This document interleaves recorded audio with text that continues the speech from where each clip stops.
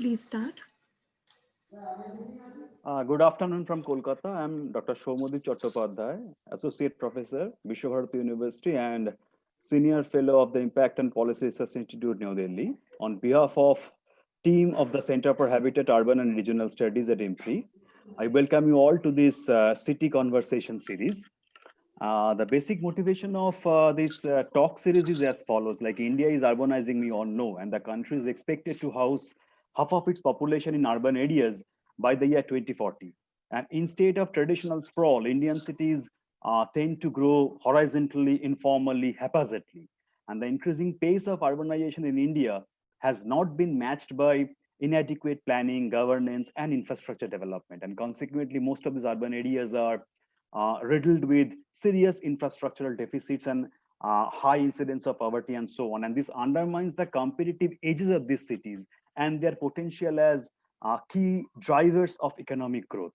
And the deplorable state of Indian cities is typically attributed to poor financial health, lack of planning, which again are linked to weak institutional capacities, the absence of effective governance structures, and so on. And essentially, there are a few ready-made models of urban governance to be relied upon as antidote to this urban crisis. There are certain theoretical debates as well as empirical evidences which suggest that along with financial empowerment, democratic participatory processes matter as much as getting institutions right. The impact of this COVID-19 pandemic have further exposed the shortcomings of Indian cities in addressing the urban densification, inadequate provision of urban basic services, and etc. And this pandemic has affected the urban poor more than anyone else. The engines of our economic growth have been derailed due to massive disruption in economic and related activities inflicted by this pandemic. Still, we increasingly place our large cities at the center of the economic growth strategies, and we need to embrace urbanization as a key plank in the national development strategy. It is crucial to understand contextual relevant micro level and macro level institutional and governance reforms necessary for managing these cities. So how can the cities address the difficult challenges of poor infrastructure and living condition?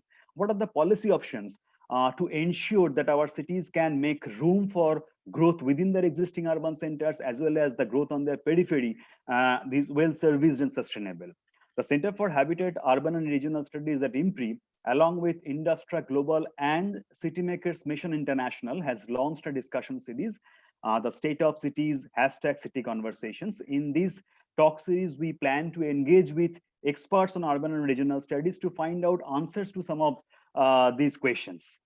Today, we are delighted to have with us Professor Jagan Shah. And Professor Shah is the Senior Infrastructure Advisor in the UK government's Department for International Development. His body of work bridges across design, planning, innovation, organizational development, and capacity building. And it is equally informed by his professional training as an architect in New Delhi and his PG studies in architectural history and theory at the University of Cincinnati and Columbia University, allowing him to situate his commitment to participatory governance, integrated planning, green transportation within a political economic context. And during the decade prior to joining DFID, Shah steered the organizational transformation at the NIUA, the premier urban think tank of the Government of India, and the traditional of the Sushant School of Art and Architecture, one of the India's most reputed private institutes, into the anchor institution for the newly founded Ansal University. And during 2007 to 2010, Professor Shah successfully incubated an in-house urban development unit for a leading Indian business group. He served as a visiting fellow in the School of Planning and Architecture during 1998 to 2006. Shah's work as an urban expert includes a number of nationally significant and pioneering initiatives such as the Heritage Plan for Jaipur, plans for station areas for the regional rapid transit system between Delhi Meerut and Delhi Panipat, the Regional Plan 2021 for the National Capital Region, the Master Plan for Delhi, the National Urban Policy Framework, and the policy and implementation of India's Smart City Mission. Shah's writing include 2 books, Contemporary Indian Architecture and Building Beyond Borders, co-authored with Satish Grover, and a significant corpus of article on architecture and urbanism. He has been a member of the Board of Trustees of Clean Air Asia since 2016. Today's title of his talk is Transforming Urban India Bit by Bit. He plans to discuss the key challenges for sustaining urbanization in India in the context of the overwhelming urban-rural integration and some plausible reforms in the areas of planning and governance needed to properly manage the Indian cities. And today we also have urban experts, eminent urban discussions, Dr. Dipti Jain from TERI and Dr. Mukta Naik from CPR. Welcome you to both of you to this city conversation series. And now may I now request Professor Shah to start his presentation or lecture. It's over to you, Professor Shah. Thank you, Dr. Chattopadhyay. I think that introduction was extremely informative even to myself when I look at it in the context of the urban context that you spoke about before introducing me. I think you've pretty much described my presentation, in terms of the kinds of issues I want to actually touch upon.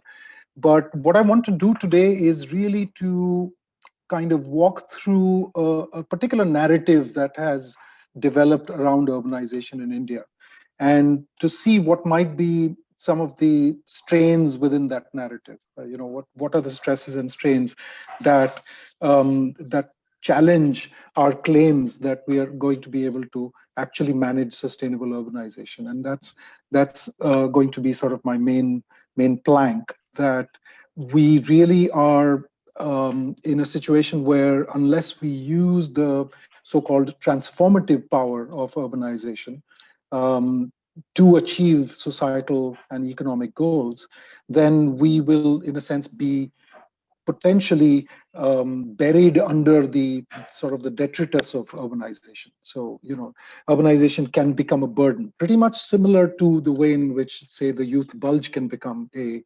demographic burden as well, if it is not managed well. So urbanization kind of, to my understanding, falls into that category. I have a deck of slides, so I'm just going to share that deck. And please, if you can just confirm, anybody, that you can see the first slide, the cover slide. Is this visible? Okay. Not yet, sir. Not yet. Not yet. Hang on. Sorry.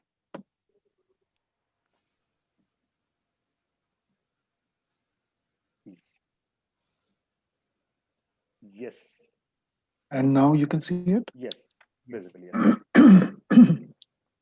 Okay, so let me start with the title, Transforming Urban India Bit by Bit. So this is linked to what, hello? Yeah, sir, you can have your camera on, video on.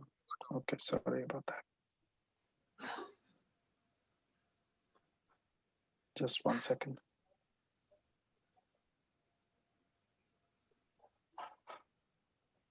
Yes.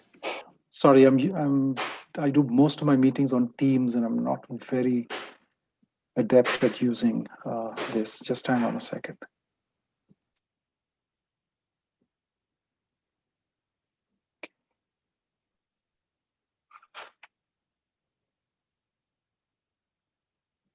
All right.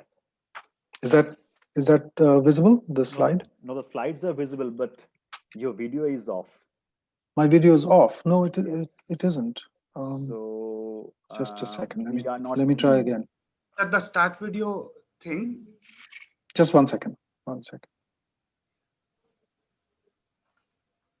Okay. You just keep your video on, and then just if you please start share the screen. Yeah. Yes. Yeah. That should okay. Work. And there we are. Yes. Is the slide visible, and I'm also visible and audible? You are audible, but you are not visible, sir. Oh, that's strange. So there is a problem in here. Anyway, I think. Yeah, let me. If you can hear me, then I guess let me go through the presentation. Yes. And Yes, please. I don't know why this doesn't remain while I share the screen. No, I just noticed that my video goes off the moment I share screen. This must be some problem with using the browser. But if I'm audible, then let me continue. Yes, yeah? Please. Okay, that's good. So the title, Transforming Urban India, Bit by Bit, this is kind of linked to what I've said about trying to follow the narrative of how we've come to um, a year 2020 when we are still facing enormous urban challenges, the kind that Dr. Chattopadhyay mentioned in the introduction. I think I have no particular argument with any of those descriptions. And we are at this moment where COVID has impacted the city, and in some senses, it's an opportunity for us to rethink that narrative. And in order for us to do that, I think it's important for us to understand what is that narrative that's been built up in the urban sector over roughly the last 10 years. So the contents of my presentation are broadly described like this. I don't necessarily want you to read all of this, but I'm going to try and follow this narrative from the description of India as a reluctant urbanizer to a situation where we now need to kind of decide on strategies for dealing with urbanization. So the reluctant urbanizer, this is what was the description of India 10 years or so ago. The 2011 census, of course, kind of burst that bubble that we were not actually a reluctant urbanizer. We had added more than 2,700 total towns to our overall inventory of towns. And yet we were still basically looking at trying to catch up with other countries. So at that time, India, 31% urbanization was aspiring to become like Korea and aspiring to become like countries that had much higher levels of urbanization. But that was going to pose a problem. The narrative needed to take account of the vast geography of urbanization. In 1951, roughly, this is the kind of map we had. The larger circles, the larger green dots are showing cities of about 1 to 5 million population. You can see the big metros over there. And then in 2011, this gets a little more developed as a map of urban India. And the projection of 2031 looks at a much bigger array of urban centers all over the country. So for us to understand the narrative, we must understand that in some fundamental sense, the central government needs to look at the conditions of urbanization across the country. And that may pose some problems, but we'll come to that. So one of the most influential sort of reports in recent history has been this particular one, which is called India's Urban Awakening. It was brought out by McKinsey Global Institute in 2010. And this, in a sense, created what I might call the mythology of urbanization in India. The description of urbanization as some kind of a genie that could be released from a bottle, that would create new jobs, that would build lots of new buildings, and so on and so forth. But if you look at the bottom of the image, you'll see that there were these building blocks of sustainable urban living, which we hadn't as yet sorted out. So planning, for instance, or getting the private sector to invest in our cities, affordable housing for all, it's still like a holy grail for us, and empowering city administrations. All of these, as Dr. Chattopadhyay also described earlier, are some of the structural problems with the urban sector, and you needed to fix those to move forward. Now, urbanization in India has assumed some very peculiar characteristics and therefore some very peculiar problems. Now, if you recall that map I showed you of different urban centers, it gives you a certain kind of graphic representation. So your imagination of urbanization is somewhat conditioned by that. Now look at an image like this on the left side, which is prepared by the IDFC Institute for insertion into the Economic Survey 2016-17 in a very significant little chapter, which was called How Urban is India. And this, in a sense, blows apart one of the big myths, which is that our particular way of measuring the demography of urbanization was itself a distortion of the reality. So what the IDFC Institute did was to map out built-up areas, as they're visible, of course, from satellite data, but nevertheless, give you a very different picture when if you're not looking at dots on a map, that this is how much we have actually built and constructed. And the nature of that built up space, when you zoom into it, shows you the kind of pattern that you see on the right side of the image, which is a pattern of urban centers which have just sprawled. Those purple colored areas are the urban sprawl of very small, in this case, very small urban centers in Tamil Nadu. Again, something that basically describes what the World Bank described as messy and hidden urbanization. The fact that we didn't have a really good measure on really how urban is India.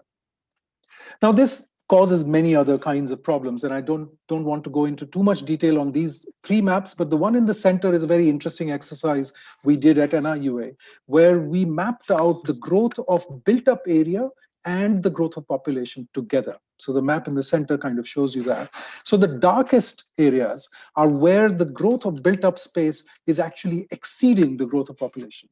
Now, these kinds of understandings of urbanization really force you to ask yourself, are we essentially looking at a large speculative urbanization that is, of course, going to be a challenge if we have to make it sustainable? Added to that, something which again McKinsey kind of alludes to in 2010, but is sort of the elephant in the room, is the besieged municipality. The municipality, which is almost like a constitutional travesty in some sense, not fully implemented, sort of half-born. And if you look at the complexity of these 18 functions, which are described under the 12th schedule of the Constitution of India, these 18 functions describe the kind of challenge that we need to address. And this has been, in a sense, surfaced again because of COVID-19 and its impacts. If you look at those functions, so many of those are directly related to public health, directly related to access of communities to social protection, and not to mention, of course, disaster management and those kinds of protocols. Extremely difficult and complex space to work in, the Indian city. Not to mention that in 2010-11, again, a high-powered expert committee had identified that the financing needs of urban India are fairly large. And I always draw people's attention to the bullet points in the footnotes. Basically, even the high-powered expert committee did not factor in the cost of land and the cost of maintenance of cities. So in some senses, we were probably only describing half of the overall financial needs of the urban sector. So we've got besieged municipalities, we've got this hidden and messy urbanization. We don't have enough financial resources to actually build the infrastructure that could convert that urbanization into an asset. And so, basically we have this enormous resource gap that was identified. And the Planning Commission as well said that, look, these are the seemingly intractable problems that we must focus on. The inclusive cities, urban governance, financing, planning, capacity building, affordable housing. These have to be the key pillars of our response. And this will require a large amount of infrastructure investment. So what are the policies and reforms that we've seen in the recent past in response to this overall projection of possibilities as well as challenges? There's been a shift in terms of our understanding of cities, of course. And I think COVID-19, again, in terms of the way it has impacted informal livelihoods, home-based work, the way it has also in a completely devastating way impacted the real estate market, which was sort of the showpiece of urbanization in India. How do we think differently now about cities? Well, the thinking has been kind of, it's been articulated over the past century almost, right from understanding cities as Jane Jacobs had described in the 1960s, understanding them as wellsprings of innovation, thinking about cities as essentially service economies and knowledge economies, where the flow of ideas, the coming together of a density of talent and skills is actually going to produce economic outcomes. And this is a fairly robust understanding of the city. However, COVID has disrupted that. And I think we are in the process now of looking at how that narrative might change, if at all it does. The other reality, of course, from the policy perspective was the recognition that in some senses, this is a mission that was started at least 10 years ago. The recognition of digital India as being a backbone, something that governments have always looked at as being one of the transformative modes of managing and planning cities and other kinds of human settlements. Then there is, of course, the so-called opportunity of integrating your vision of the overall national infrastructure, right? So this is a very roughly put together map I made in 2013, but I hold on to it because I tried in fact, I think it was the WSDS conference done by Terry, where I was championing smart cities and showing how the Golden Quadrilateral, the air links, as well as sea links that are being developed, and these cities within that matrix of infrastructure could actually have a multiplier effect and the so-called lighthouse effect. Whether or not that actually works is something that is still debatable. There was also the policy recognition that, as per studies done by the World Bank, Ejaz Ghani in particular, that the Golden Quadrilateral had, in the districts that it passed through, had actually created economic growth, had triggered economic development. So, there was some kind of a idea that infrastructure can produce economic outcomes. And this, of course, in a sense, all kind of funnels into the recent announcement, in fact, in July 2019, of 10 points of a vision, which actually lays out infrastructure as being the backbone of a transformation of the entire economy in some sense. I'm not looking at this as a point of debate, but it's very important for us to recognize that from 2014 onwards, the investment in the urban sector and in the infrastructure sector has been unprecedented. And then we look at a specific ministry like the Housing and Urban Affairs Ministry, which basically looks at their various missions as a kind of Maslow's hierarchy of needs, where they deliver affordable housing and poverty alleviation and so on, those kinds of programs to 4,041 cities, and then moving upwards, sort of up the food chain, complete water supply and sanitation for 500 cities, and then these smart cities, 100 cities, which are laboratories for trying out these new ideas around digitalization and so on. Large amounts of money dedicated to this. If you compare it with the 50,000 crores that was invested in the JNURM from 2005 to 2013, not all of it was spent. An important building block of this urban transformation is the municipality, of course. Like I mentioned earlier, it's besieged by 18 functions for which it doesn't really have the capacity. And it is also now under pressure to reform. So there is this mantra of reform, perform, and transform, which is accepted within the government. And this mantra basically looks at cities as having to speed up reforms. Now, this picture was created by an IUA in a few years ago, but I think it was in 2016-17. But if you look at the reform implementation after roughly 15 years since the JNURM was launched, then we have a fairly patchy kind of record. And especially if you look into the minutiae of reform implementation, there are very crucial reforms that don't get implemented, to the extent that they need to.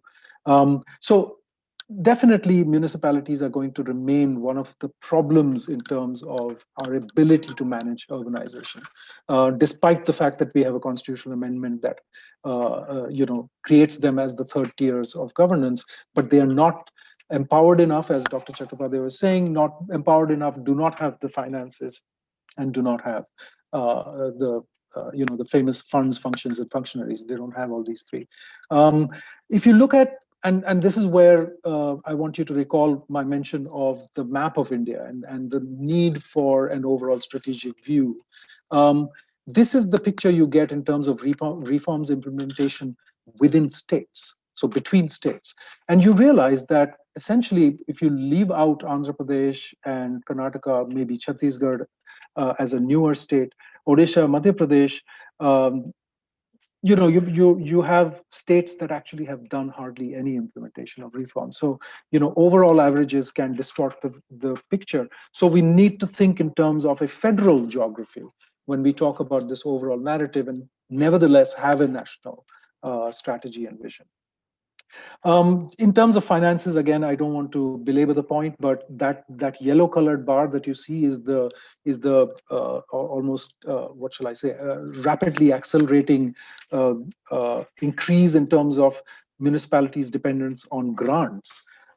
So that blue color, which is your taxation revenues, and your non-tax revenues, the orange, these are simply not growing at the same scale as, if you look at the overall height of the bar, that if that represents the need of the city, then we are certainly falling behind in terms of being able to sustain financially, sustain our cities.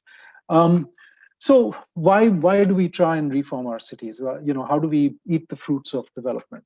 Well, this is where the SDGs come in. So if you look at the SDG report of 2019, India is, the red color represents what it does. India is not doing too well in comparison with many other countries, with whom it actually wants to be treated as an equal. And this is because ultimately urbanization has to be linked to outcomes. It has to be linked to producing social goods, in producing public assets, in producing a certain quality of life that makes people productive and happy. And if you begin to look at the criteria by which you actually measure those things, and fairly granular criteria that are used in the SDG dashboard, then you can pretty much see the roster of challenges which are before us when we look at cities. And cities are, they might be represented by goal 11, SDG goal 11. However, if you look at each of these goals that I've kind of put together in one slide, you can see that they touch upon so many other goals, either as producers of, say, emissions, or producers of energy, or consumers of energy, and so on and so forth. So, there's a fairly complex set of KPIs that cities have to meet if it needs to move towards sustainability. And this has been highlighted already 6 years ago. The New Climate Economy work actually talked about globally the challenges to urbanization being sustainable. I mean, how do you make it sustainable when inherently it's a guzzler of energy, it is a guzzler of space, and so on, and also of human resource? How do you recalibrate this? And I don't want to go into the details of each of these points, but the important thing here is to recognize that the business as usual way of thinking of urbanization, even the way in which we assume that the government is the key driver of urbanization in some sense through policy, we must realize that actually we need to break out of those kinds of, that mythology of cities that I was talking about. We need to break out of that, create a new kind of narrative that builds on sustainability as being a key goal, and then what are the necessary conditions to achieve it as being the programmatic necessities. So I want to talk about the Smart Cities mission for no other reason than the fact that I know it closely, and also do understand its successes and failures fairly well. And so I thought I'd share my thoughts on this. So there was clearly a need to disrupt the way in which things were going in our urban sector. The urban was seen as a silo. It was a ministry, and it had a certain budget. And there was a need to break that, and to look at the urban as being a far more transformative goal, or a transformative phenomenon, but to think of it outside of the silo of a single ministry. So you begin to, for instance, look at connectivity and communications feeding into an urban narrative through this kind of a mission.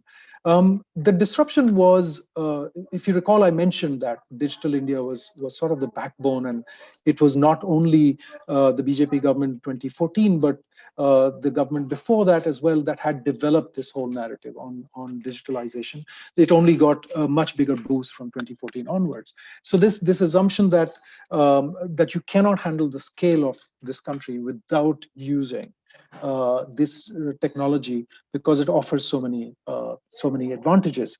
It has its flip sides, of course, and I think those are well known, and we can debate those as well.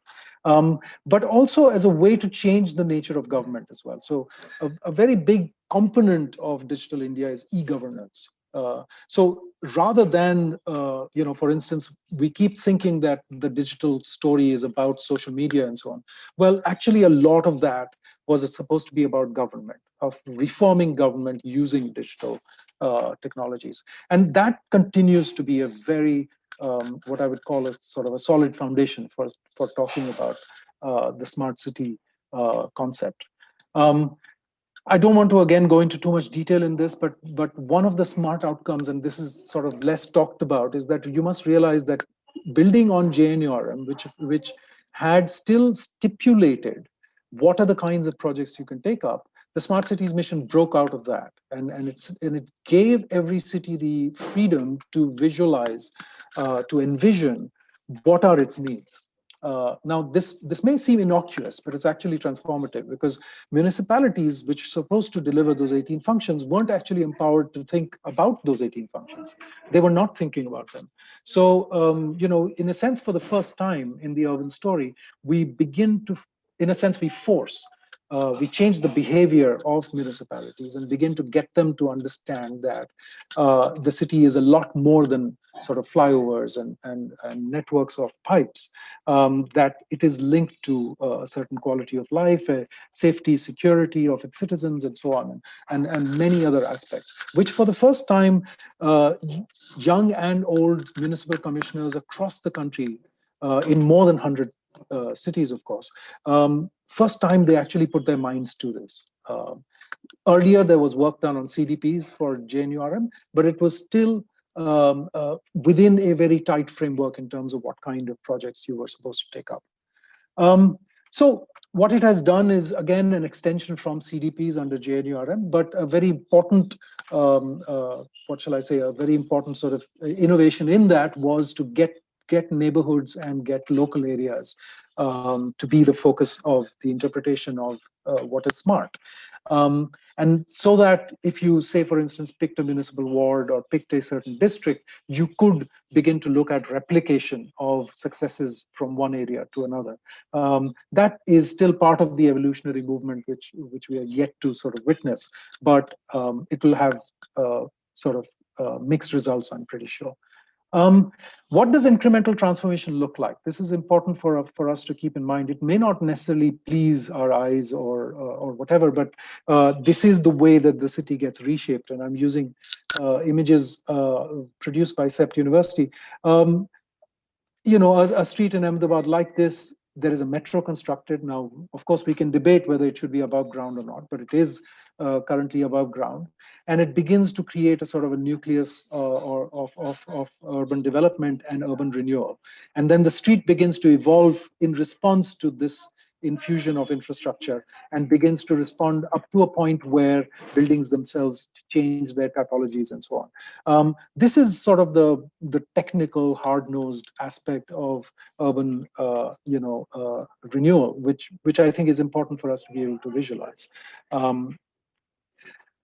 This is my last section, and I'll stop after this. Urbanization is not an easy road. So, like I said in the beginning, we do need to rethink our narratives, because essentially the question has to be asked: can we produce more than a single enclave of sustainability or a township which is sustainable? Can we actually deliver sustainable urbanization to all citizens who live in urban areas in this country, which seems to be a tall order, given, if you look at these word clouds, given the complexity of demands on cities and the shortfall in terms of infrastructure and services. So it seems to be a tall order, and unless we are able to leverage some transformative or disruptive methodologies for achieving this, we're not going to be able to do that in the business as usual scenarios. So we do need to ask ourselves some hard questions. For instance, are we choosing the right models? And we don't know as yet really what is the model for the Indian for the Indian city. It's an important question to ask ourselves. What is it that drives our urbanization? What are we trying to? Is everybody in a Mofussil town in India really thinking Singapore or really thinking Las Vegas? Or is the imagination about something else? It's about social mobility, about economic mobility, and therefore it's more defined by the shift from say a hut to a concrete flat than it is from a concrete flat to a skyscraper. So I think getting that sense is extremely important, and really getting a sense of that imagination. Of course, some very famous images, Alain Berthaud's images showing, for instance, the contrast between the Barcelona fabric, urban fabric, and the Atlanta urban fabric. Now, clearly, this kind of just shows in stark contrast that if we choose an American model of urbanization, or if we choose a more history-oriented, historical urbanism as an approach, we're going to have two very different outcomes. And then, of course, the important realization that our planning methods themselves are extremely outdated, and this comes up when you look at, for instance, the maturity of an approach to planning that you see in, for instance, the London Master Plan here on the image on the right, where the government only describes what are the broad directions of movement for the urban investments in London. It doesn't straitjacket that development. And when I say straitjacket, I should use my next image, which is essentially what I call the master plan fetish. So we are still pretty much stuck in that fetish, that we are using planning technologies and planning methods which are meant for greenfield development, which are meant for creating new urban centers, which we are applying to dealing with existing urban centers.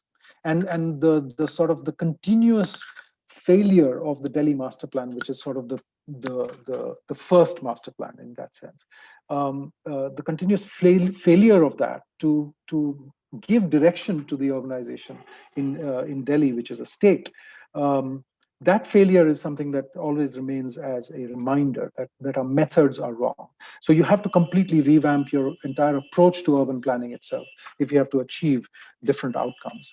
And the resounding effect this has, for instance, if you look at that master plan, master plan 2021 image on the extreme right, and you transpose that with, juxtapose that with the National Capital Region plan, you realize that this spawning, hidden, messy urbanization that Delhi has been subjected to actually is a much larger phenomenon. It actually encompasses now more than 30,000 square kilometers and millions and more than 30 million people. So the scale of this is understandable just if you look at the NCR itself. So we don't need to go farther afield to realize how the urbanization story is going to unravel for us if we don't get a better grip on it. And in order to get a better grip on it, we need to ask ourselves some hard questions. And this is where urbanization meets reality, so to speak, because you cannot have sustainable cities if they are divided cities.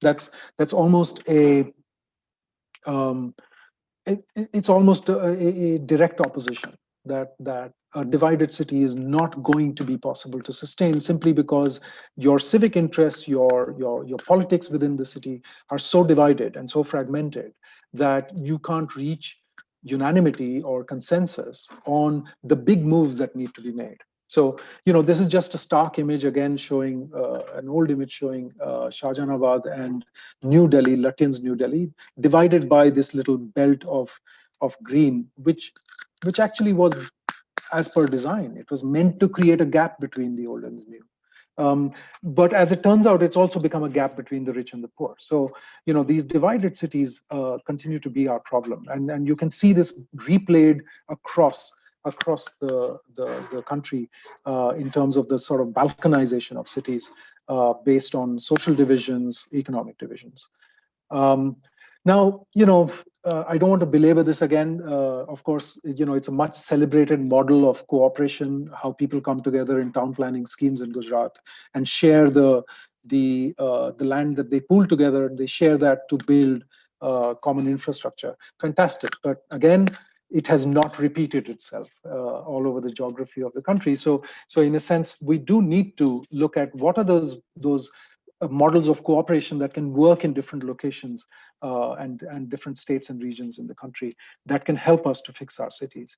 And of course, very importantly, there is very little scientific temper in most of the operations because they are done in and most of the operations of cities in our country are still, in a sense, in that socialist mode. They're not driven by accountability or process. They're not driven to be safer or to be more efficient and so on. So can we leverage science and can we be more scientific about our cities? And lastly, I mean, and this is my last slide, this is something that the Ministry of Housing and Urban Affairs is working on, something I was also closely part of, which is that can we leverage the city as an ecosystem? And that's the crucial thing. We have travesties like, for instance, IMPRI being in Delhi, but IMPRI not informing urban policy in Delhi, or JNU and IIT being in Delhi and hardly any interaction with policy making or program implementation in the city. This is a travesty. Delhi is a city, for instance, of universities, colleges, educational institutions. It's an education hub, one of the biggest in the world, and yet it doesn't harness its talents and its educated population to the extent that it can. And this is simply because there is no no system by which we are able to do this. And so the important thing here was, I won't go into details, but the important thing here was to bring all of the stakeholders of the city together, and that itself gives you transformative possibilities. Now, the thing is, you need conveners for this, and clearly that means there need to be those many think tanks, those many research centers that are part of that convening, but it all needs to come together. And really what the city needs is a kind of an innovation hub that is created for the sole purpose of bringing the ecosystem together to address local problems. We don't have this. So in some senses, you need to have 4,041 of these. Now, clearly that's impossible. But we can make a strong move towards that if we begin to work through that geography and begin to identify that geography of innovation that can help us transform the cities. I'll stop there. I think that's my last slide. I hope that there is an overall sense, at least, of the narrative I'm talking about, but equally well a recognition of the kinds of challenges I've talked about as well. Back to you, Dr. Chattopadhyay. I think I've taken a lot more than my time, but let me just stop sharing 1 second. Yeah, I'm back. Okay. I can't hear you. I think you're on mute. Yes. Well, thank you, Professor Shah, for your very interesting lecture and also some of the provocative ideas and thoughts which you have provided in your lecture, right? You have really drew your attention to the transformative power of the Indian cities. And it's really true that we must leverage our urbanization as a force for good. And you mentioned about some of the peculiarities of urban India, and which is summed up in this two words, like it is hidden as well as at the same time messy. And for example, you mentioned about one in your report where the growth of built-up area is actually exceeding the growth of population, which makes the attainment of sustainability all the more difficult. And also you mentioned about the irregularities in the functional domain of the urban local bodies, which was accrued after the 74th Constitutional Amendment Act. So there has been enlargement of the functional domain of the urban local bodies, and many of the functions which are related to these directly related to this COVID-19 phenomenon and all these things. And then you talked about some of the reforms which were initiated in the government of India's program, be it JNU and all these things. And however, the status of implementation of all those reforms have been pathetic.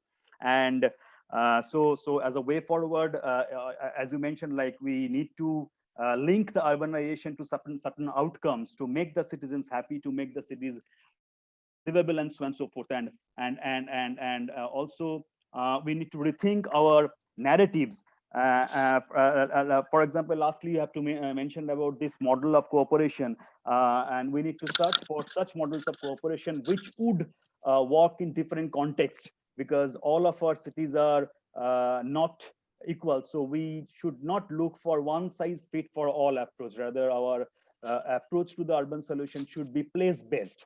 So it's, well, thank you very much for your presentation. Now let me just go back to our two discussants. So may I now request Dr. Dipti Jain to have your observation, comments, or any questions which you have on Professor Shah's lecture. So thank you, Dr. Soumyadip.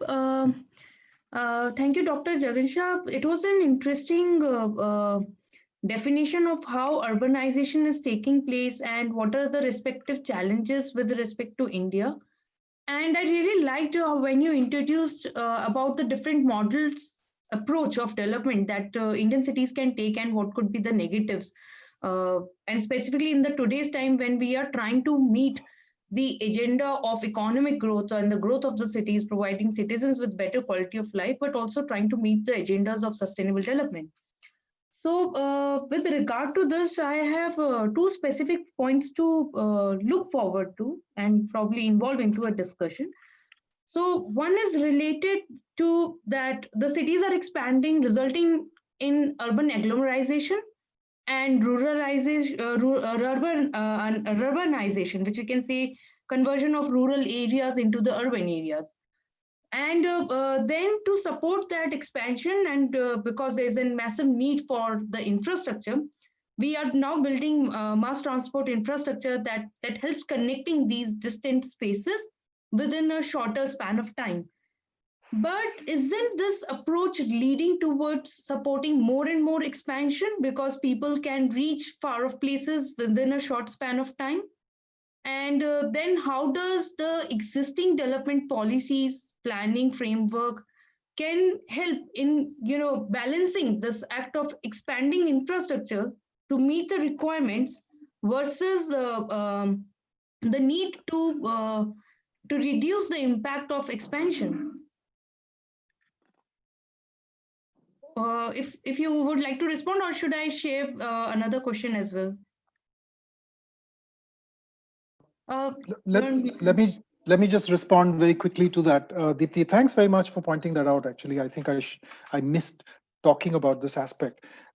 So I think you're absolutely right. I mean, we can't be looking at urban sprawl basically also in the form of rural centers, in a sense, having a haphazard kind of relationship with urban centers. But I think we should recognize that decentralization now is a distinct possibility. And another very distinct possibility is to build the discourse right now after COVID for the containment of urban areas. You see, we've never been able to think of this because we've always been in favor of urbanization at any cost, so to speak. But now, after COVID, a lot of our built space, for instance, is lying empty, and it will continue to lie empty because businesses and communities are going to go online in many ways. We need to repurpose the city. So it's a unique opportunity for us to, in a sense, accommodate things that we were earlier not able to accommodate. So if we have vision, we can begin to define urban centers in a far stricter way than we do currently because of peri-urban sprawl. So really glad that you pointed that out. Thanks very much. Another important point, and that relates to the current situation that most of our cities are facing. In fact, the pandemic situation that has put up and all of us under certain stress. And we have seen loss of employment in both formal and informal sectors. And particularly, it has worstly hit few of the sectors where most of the urban cities were supporting that kind of employment as well as people to live and work there. And you have rightly pointed out that it will result in somewhere empty spaces, and we need to probably redefine the urban centers to be able to account for the changes that are happening. But in light of this, are we not going to see that the population is going to move to more towards the second and third tier of the cities, or to the areas that are still undergoing the process of urbanization? And combined with the economic reforms, combined with the economic development that is happening in the rural areas, and again coming back to the development of mass transit infrastructure, or the infrastructure that results in better connectivity between these spaces, how all of these dimensions and then combined with the pandemic situation is going to pose further questions on sustainability of the cities, on sustainability of the development in Indian context. Thanks. No, I think you're right to point out that this mass transit kind of systems, which are connecting regions rather than just cities, these are going to create new opportunities as well as new problems. I think it's really important for us to understand that it's going to be economic growth that will decide who migrates where, right? So people migrate almost like they're being attracted to a magnet. They migrate to economic centers. Now, what is going to be the emerging geography of economic centers after COVID is going to be an interesting question to ask ourselves, because it used to be on the basis of certain assumptions about how the market works and investment works. Now those assumptions themselves have changed. So your manpower availability, for instance, is no longer, at least in certain industries, which are service industries, no longer determined by space, by location as such. So why would you create offices where you bring people together in one place? These kinds of questions will have their own impacts.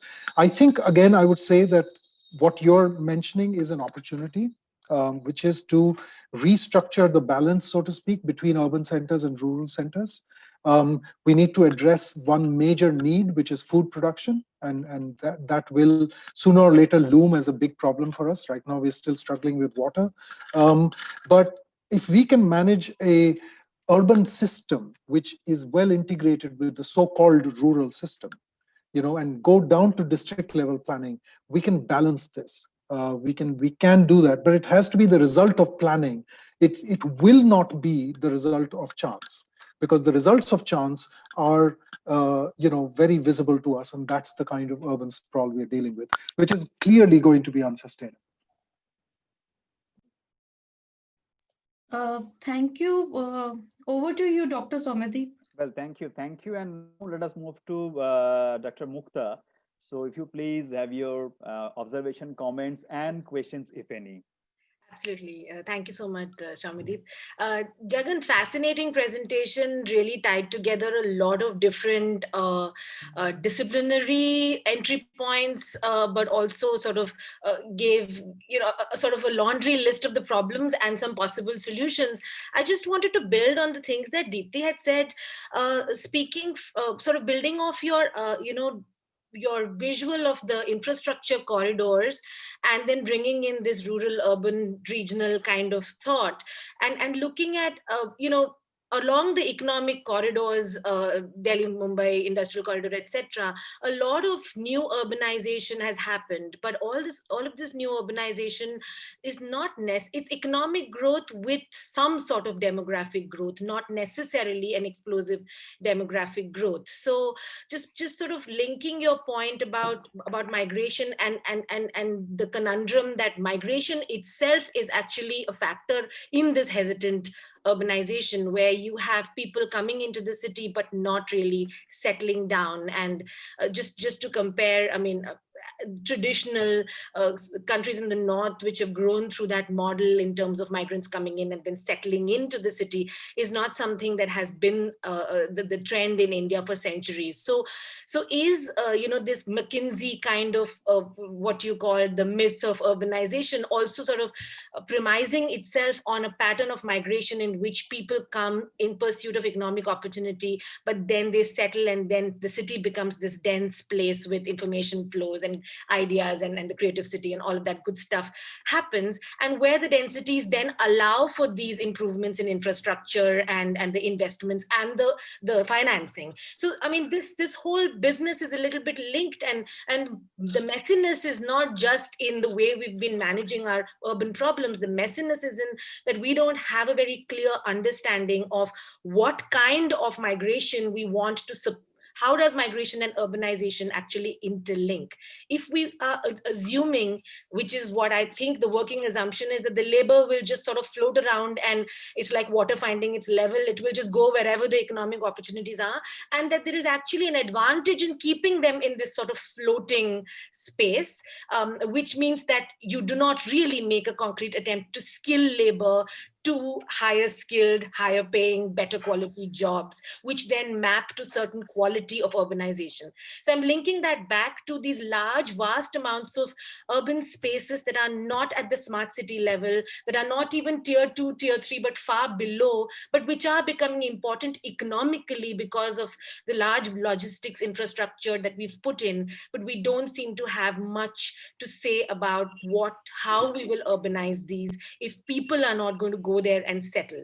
So is COVID that opportunity where, you can actually think about picking 100 of these locations across, working with state government? I'm linking into your federal geography statement here and saying, let's pick this other cohort. Smart cities is one cohort. Let's pick this other cohort, which is one level above your urban, but actually has the potential and is sort of nascent enough in their urbanization trajectory for us to be able to experiment with some of these transformations that maybe we're not really able to do in large and already sort of developed or sprawled cities. So it's a bit of a mixed mishmash of all the different strands, but really that's the big question. I mean, where do we focus our energies given COVID has thrown up some interesting disruptions?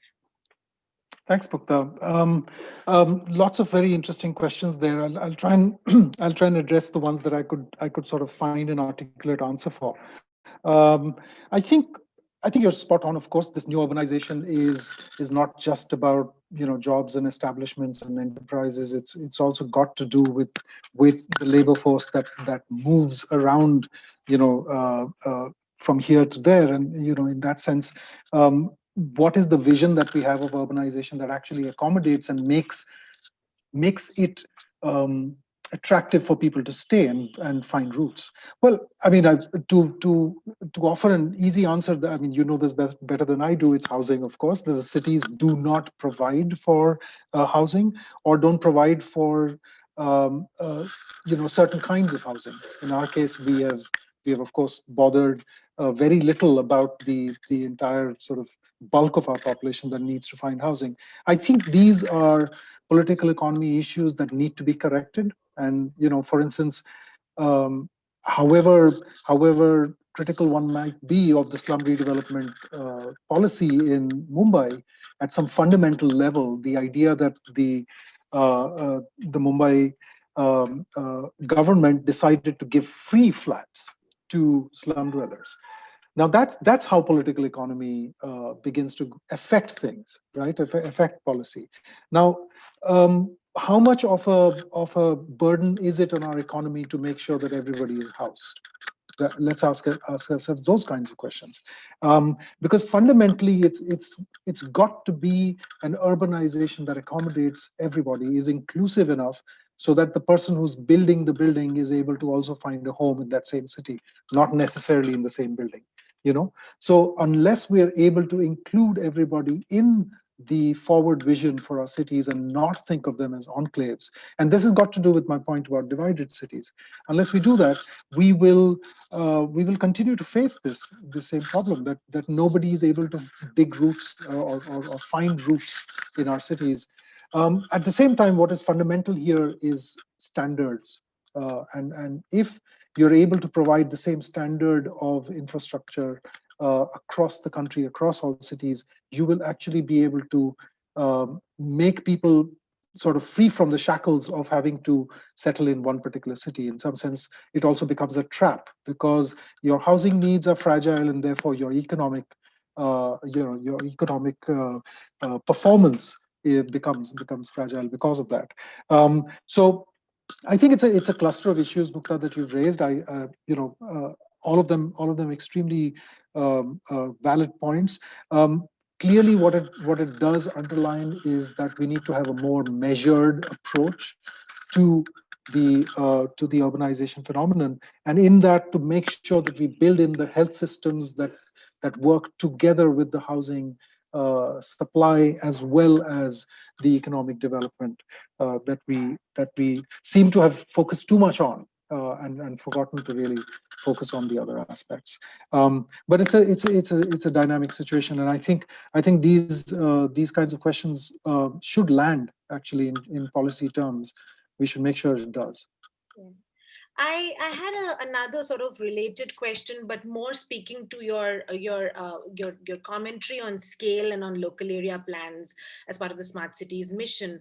So this localization of innovations and ideas and stuff, how does it speak to the idea of participation or rethinking planning, not as the master plan, but as something else that could evolve from the ground and actually have a very different language? And is that something that we can move towards, especially because the needs are so varied across the country?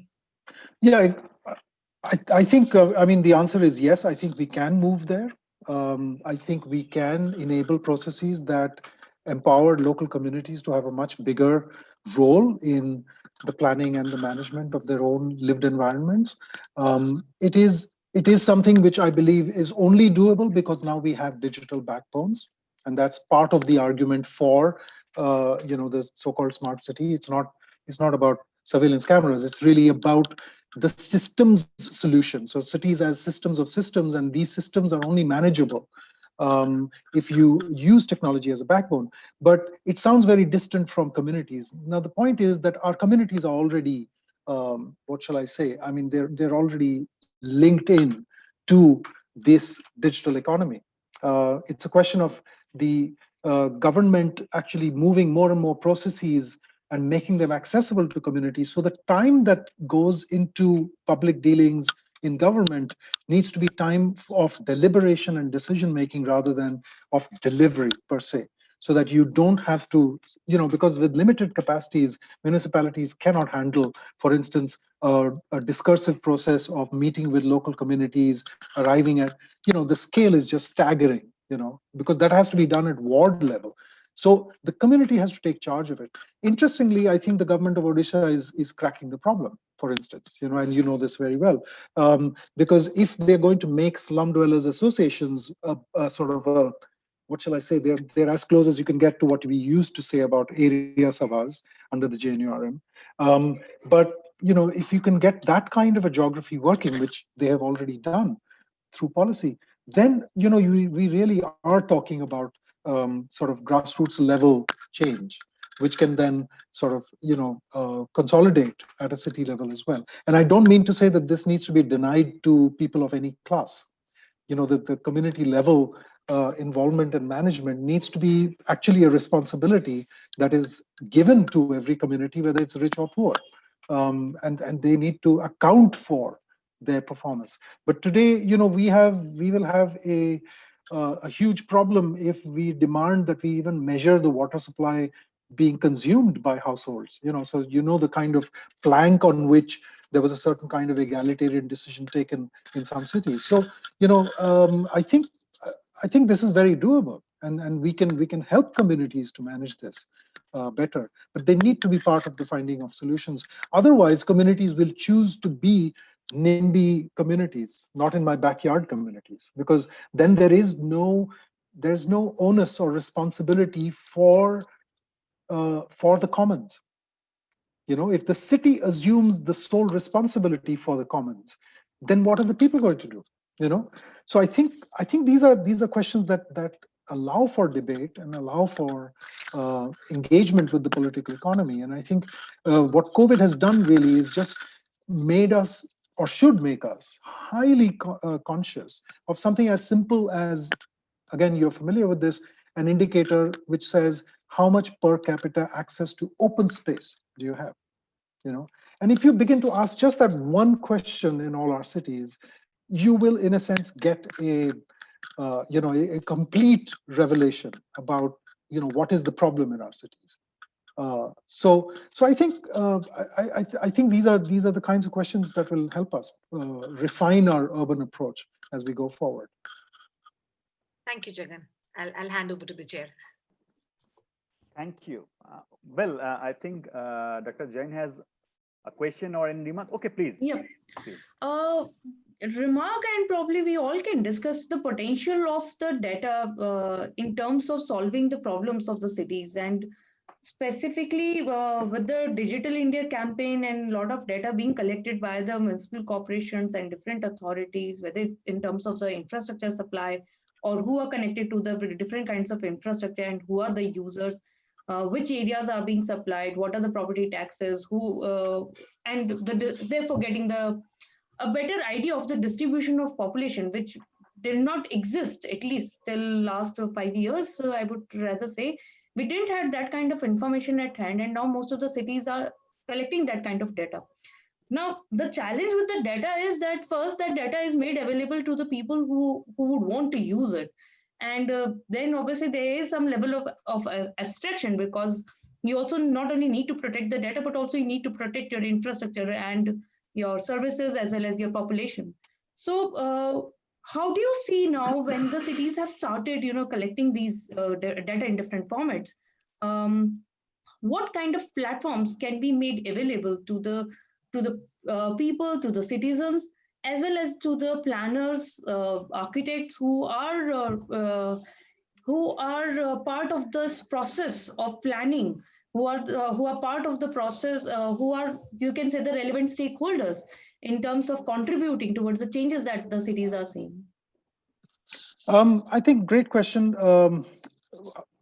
I think data is something which, of course, we are talking about it. It's the new oil, but we must recognize the sort of nuance attached to data. For instance, yes, there's a lot of data out in the public domain. If you actually begin to aggregate how many different sources of data there are in the public domain that tell you about government departments, their performance, and so on, it's possible to see that, but it's of no use to most of us. The problem is that unless urban data systems establish a coherent single source, or what we refer to as a single source of truth, data systems in and of themselves are not very useful.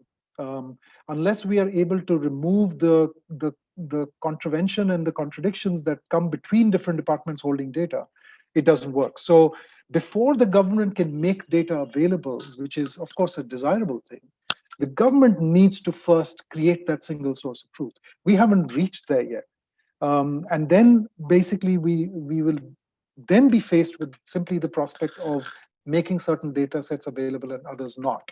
But we haven't even reached the point where the same government has two different departments that are still having two different data sets, right? So it's I think a work in progress. In fact, on a policy front, the Urban Ministry has brought out the idea of an urban data exchange. Indian Institute of Science in Bangalore is working on this, but it's a tough, it's again a tough thing to crack unless we make sure that the policy environment is conducive. And I don't believe the larger policy environment has overcome the basic resistance to sharing data. So that basic, what I would call the transparency stumbling block, we haven't crossed that yet. We haven't accepted that transparency is a good thing as yet, in the larger political economy. We need to cross that.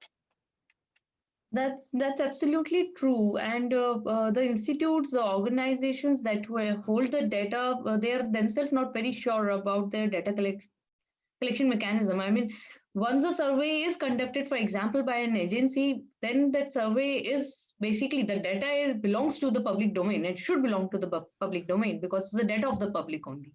And somewhere the collection is also funded indirectly by the public funds only.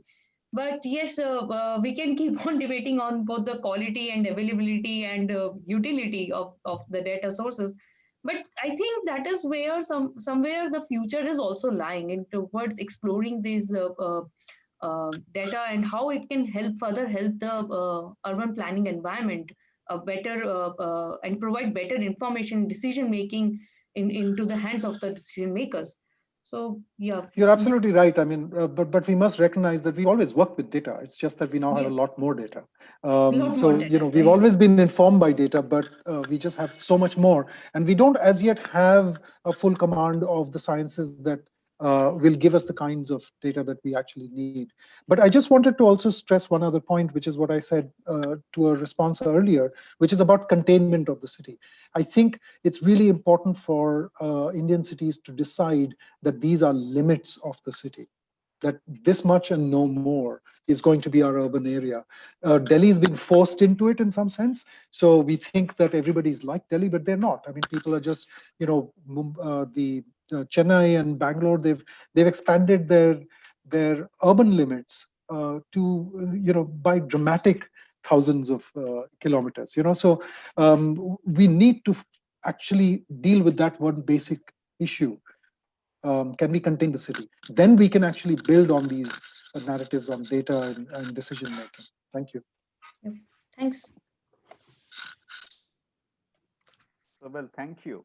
Thank you. So before going to Arjun, so let me ask Professor Shah some of my questions or queries. Like you mentioned about that the needs of the cities are manifold and there are multiple policy solutions. So some of these reforms, as we know, can be implemented relatively quickly, while others may require a significant rethink.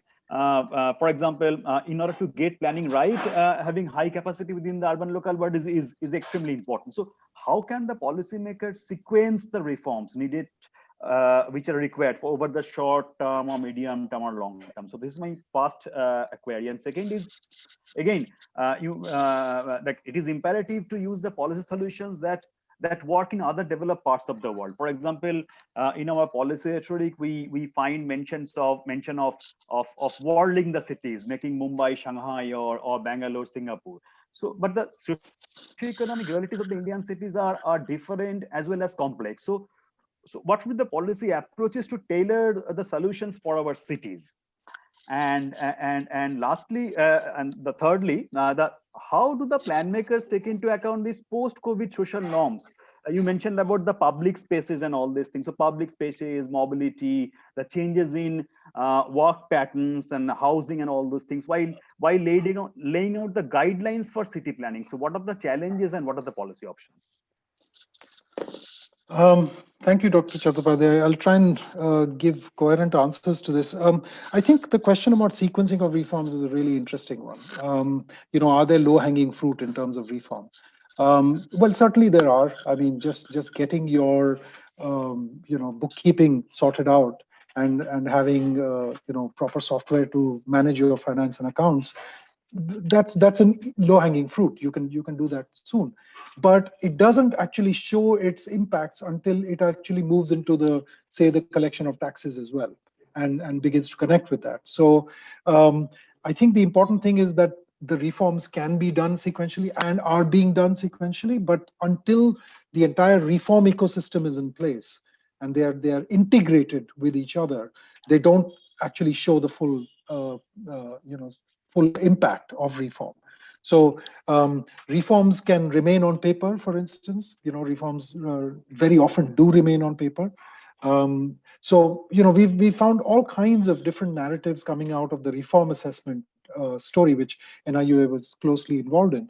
But I can't go into those details right now. But I would just say that the sequencing is important, but the end goal is equally important, which is that these are all steps towards achieving a full reform, environment. A reform in municipality is about the total municipality.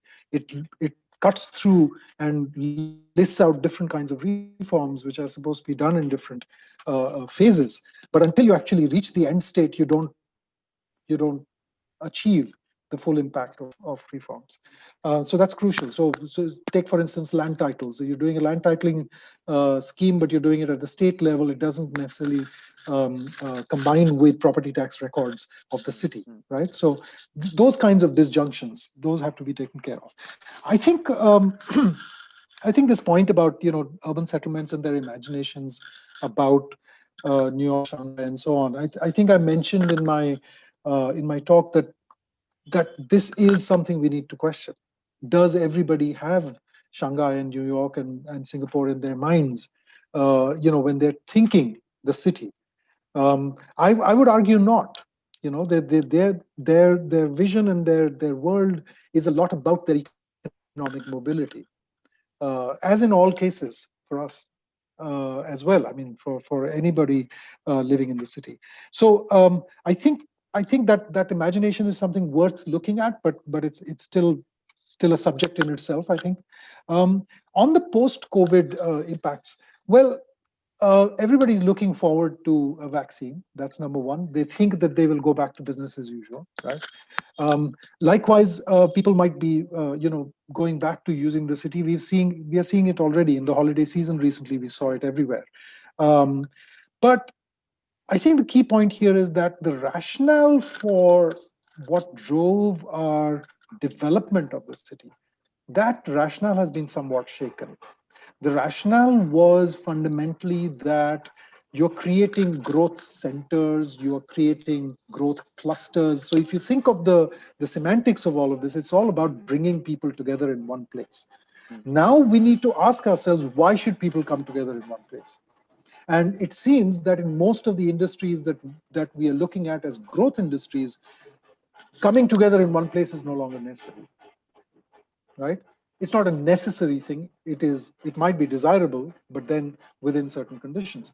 So you have now seen a city which has been torn apart at its very fundamental level, right? Because modern town planning was about giving enough space for living, recreation, work, sports, transportation, and so on. Suddenly, we are broken out of those silos, and so you can begin to repurpose the city altogether. Now, if we have the vision to do that and the systems in place to make that happen, then the post-COVID Indian city can actually be a lot better city than it used to be. If we can reinforce standards, if we can implement standards, give people equal access to open space, which is fundamental to a healthy lifestyle. If we can do all of this, then we can cash in, so to speak, on the post-COVID impact. And I think it's got fundamentally to do with the way we use urban space. I think our assumptions about urban space have been completely, what shall I say, have been torn apart by COVID. Because it's also our assumptions about location, for instance, has changed, right? Not just our own location, but locations of other functions within the city have changed. So if you look at the way the health system is moving in the direction of digitalization, for instance, which is actually a good thing, especially in the health system. The way that transportation is giving access in much more systematic ways because of the use of technology. These are all sort of trends, I would say, which will throw up new possibilities. I see Mukta has been writing in the chat bar, man. I can't. They're just like stream of consciousness kind of comments. It's okay. But the third aspect is very interesting. Like, what happens to the informal livelihoods if the city is no longer a dense agglomeration? So I think the quality of work is something that we need to think about. Yes. Yeah. I think there's always yeah. So sorry. No, I was just saying that I think in terms of informality, I think it's not just just a particular kind of spatial fabric that was creating. That was not creating informality. Informality is also created because of family-owned, home-based work, small businesses which are owned by families, therefore that can share the same space, certain access to open spaces that can be encroached or used in different ways, multi-purpose spaces. I think it's a very complex place. So the informal sector, I don't think is leaving us in any near future. It is pretty much, like the lifeblood, so to speak, of a lot of our cities. But it will certainly formalize, and in what forms will it actually take is a question that we need to look out for. But I don't think we can close the debate today on this. Yes, one of the SDG is also decent jobs. So I hope, Absolutely. yes, that Absolutely. But I think that connects to Deepti's question about a more rural-urban, balanced rural-urban development.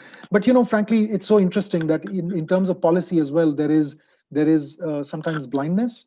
To me, one of the most exciting missions of the government is the Deen Dayal Upadhyay Rural Mission. And it's the least discussed. I mean, we don't even discuss that mission. And yet it's there. It's actually building rural clusters. It is doing spatial planning for rural clusters. It's looking at economic development in a far more structured way. But no think tank, no research institute is looking at the rural mission. no, sir, Interestingly, there's a lot more. I hope you are, because there's a lot more ink, wasted on the smart city mission, and I think we should spend a lot more of that on the rural mission. yes, and also it was Shyama Prasad Mukherjee urban clusters. Oh, sorry. Yes, Shyama Prasad Mukherjee, not Deen Dayal Upadhyay. I stand corrected. Thanks. Yes. Let me also add a few points which I really wanted. First of all, let me congratulate you for really giving us the recent history lens of what has happened in the last 2 decades. Really starting from reluctant urbanization, the MGI report, and then World Bank Messy and Hidden. Also touching upon HPEC, that was really one thing we keep losing track, and that too because education health was the other part. And 20 lakh crores was almost the investment and O&M and the 12th plan. And then touching upon New India, and then now we have something called National Infrastructure Pipeline. Now we also have industrial corridor. We are envisaging not only industrial corridors but also within the states. For example, UP, many new expressways coming and townships coming. And then we have NUPF and budget, ARHC, many things coming upon. So based on this, one question, sir, which I really wanted to ask was on institutions, that for smart city also we tried to have SPB, which was a lot debated in the initial years after the launch of smart cities. Then there was this component of private participation. And now as it yields out, the problem really is of capacity and scale, sir, as you have been mentioning. And within this, ma'am also raised the question that what should we do? Should we focus on smaller cities? So I would say, should we focus on greenfield projects rather than brownfield projects? Because brownfield projects are, the local political economy and so many dimensions. So how do you see in terms of projects, the smart cities approach has been, and where the focus should be? Because if we look from the deprivation side, then this becomes very important. But when we see how it can be done, then it becomes very different. And when we are looking in terms of institution, all the times we are saying that we should integrate. But in practice, we have so many parastatals, so many SPVs. And whenever we are trying to do something, we are creating something new. I would say that which has its specialization and the ability to do so many of legal tenders, so many of things to do. But in the essence, that is, I see that as so, sir, how do you see the role of institution should be so that things do have liver? Otherwise, DDA has 30,000 crore rupees in their bank account. DSIIDC have more than 30,000, 40,000 flats built up, and the construction and that part. And related to the data part, which we really discussed, we have the MIS data, day annual data also. But from last 1-2 years, even that data is not coming up. Even those MIS data, I think in the last decade, that data was really good. All the researcher, especially accountability initiative at CPR, really used to track a lot of the schemes. But based on that, so when you were there in NIU, 2 very important things came up. One was ease of doing business, and one was ease of living index. There was some formulation that, okay, we are going there, and with this we can have the service level benchmarks and other also, and we will follow this metrics to go forward. But sir, as we see and as it happens, we are not able to do it. And the private enterprises, organization like us or any, can come up with 3 reports until the methodology is being finalized. be it foreign agencies, or everyone is able to do. And while this business as usual scenario, what is happening, that there is a lot of rent seeking, a lot of corruption, construction going on, and as you mentioned, the BAU, the business as usual scenario. Are we getting into some urban sector reform or governance conundrum, or how do you see the reforms taking place? I remember when the 12th plan and all these things going on, and we Indian really as argumentative Indians, so reform, how do we see? Ahluwalia sir really mentioned that the reforms which are slow and steady are the strong ones. So we learned something from there also for our urban sector. And then Sindhushree ma'am also, when she was at Niti Aayog, she also said that, no, okay, we are having so much of reforms, scale with come with the time and velocity. And it did come as SBM and many of those things. But really it is not going forward. And in the critique of smart city, myself and Soumyadip sir also argued that why not invite more of the global players, more of the countries to our cities to make it open, discuss about it at least. So how should the approach also be for the cities to having more of international cooperation or talking to each other? Where does this leadership lie? Or are we missing out one of the very important component which so Vivek Dev Roy, whenever he visits Jharkhand, really raises a lot that the most important reform is of law and order and of governance. So are we missing that very leadership, that component in our reform part in urban sector, or how this business as usual or this circle can be stopped and we can transform our urban sector in your experience? So many questions. Big questions, big questions, actually, not so many, but big. I think I'll, let me just start with the last one, what you said, about sort of opening it up more to international players and so on and so forth. I think this is really a very straightforward issue to do with the way we do business. We may have more ease of doing business, but the way we do business, does it, for instance, retain competition? Does it actually leverage competition? These are larger governance issues. And I often thought, why do these urban contracts and so on not get scrutinized by something like the Competition Commission for India? Are we really leveraging the power of the market?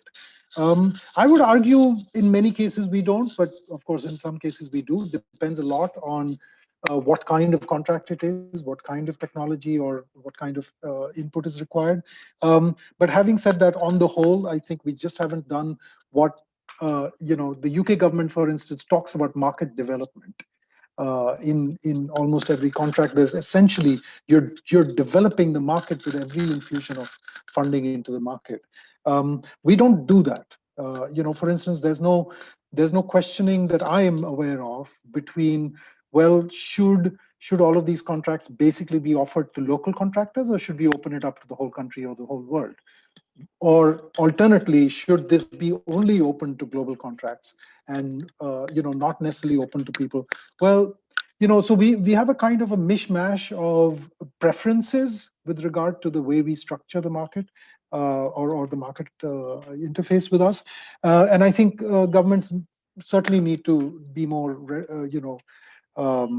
circumspect about that. I believe Niti Aayog is working a lot on, looking at shaking up the procurement system. I'm not quite sure in which direction that's going to go, but having said that, it is something that the government is aware of. To come to your first question about institutions and SPVs and so on, this is clearly an element that has created a lot of controversy. To my understanding, it's a needless controversy. If we had given the hand-holding to cities to actually get their sort of institutional structure right. I believe one problem was that we didn't include the elected representatives well enough. They weren't well structured into the boards of these SPVs. If they had been, I think the outcomes would have been very different. So in some senses, the division of labor or the balance of power at the local level was a very critical thing, and we took a sort of a central program into a domain where there are municipal acts and state level priorities and state level preferences, and we tried to impose on them a standardized approach. Interestingly, throughout the story of the smart city mission, that was not the case.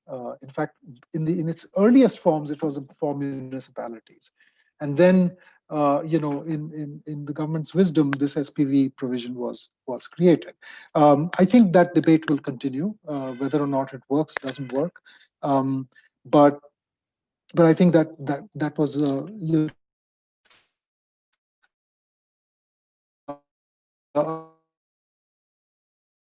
sort of a debatable kind of greenfield. Should we focus more on greenfield?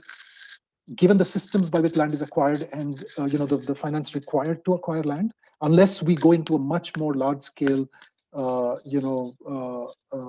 phenomenon like you can see in some parts of the country. I mentioned the town planning scheme, for instance. Unless we see those kinds of ways in which landowners come together themselves, you're really not going to be able to do a lot of significant of development. But importantly, as I said, especially after COVID, you can refashion the entire city. You can, in a sense, the market is going to operate very differently now, after the impacts of COVID. So, it's a great opportunity, but we don't quite know how to use it. And that's clearly a sort of policy gap, I think. Rental housing is important, but we haven't quite figured out how rental housing is going to play out in a city after COVID. So those kinds of questions will remain. I'll stop there. I mean, just in the interest of time, I also see that we are way past our time slot. But happy to continue to engage on these kinds of questions. Yeah, thank you. Soumyadip sir, over to you. Sir, your mic. Yeah, well, thank you. So yes, we would love to hear more from you, but again, on the time of interest, so let us just end this session here on if we want to conclude. So as it is very much evident from today's discussion that these well-planned cities are easier to manage, both in times of health emergencies like this COVID-19 and also in regular times. And so Indian cities need urgent reform in order to unlock their economic potential and transform the quality of life. And reforms must focus on addressing the systemic dysfunctions, for example, the planning regulations, governance structure, urban finance, and so on, that hold our cities back. So, so with this, again, on behalf of the team IMPRI, we are thankful to Professor Shah and also our two very distinguished discussions, Dr. Mukta Nayak and Dr. Deepti Jain. So we have been organizing this as hashtag City Conversation Series for the last 1 or 2 months, and also we will hopeful to continue with this kind of conversation. So we look forward to your presence in the future events as well. So again, thank you very much. Thank you, Dr. Chattopadhyay. Thank you, Dr. Kumar, and thank you, Mukta and Deepti. Bye-bye. Bye-bye. Thank you.